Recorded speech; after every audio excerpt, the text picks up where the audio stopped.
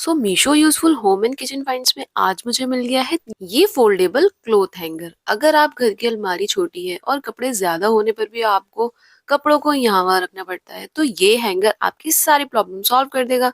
क्योंकि इसमें आप एक दो नहीं लेकिन अपने कई सारे कपड़ों को अच्छे से ऑर्गेनाइज करके लटका सकते हो।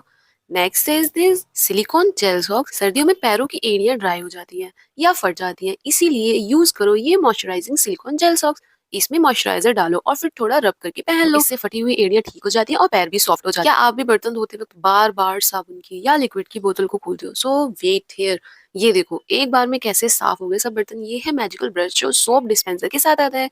बस एक प्रेस करो और डायरेक्टली ब्रश पे साबुन आ जाता है और बर्तन एकदम साफ हो जाते हैं। इससे टाइम भी बचता है और मेहनत भी कम लगती है। नेक्स्ट है ये इलेक्ट्रिक लिक्विड डिस्पेंसर। अब तेल की बर्बादी बिल्कुल बंद कर देगा। बस एक बटन दबाओ, फिर ऑयल हो या पानी ऑटोमेटिकली बाहर आ जाता है। केबल से चार्ज भी हो जाता है और कई दिनों तक आप इसे रीयूज कर सकते हो। So comment link to get link.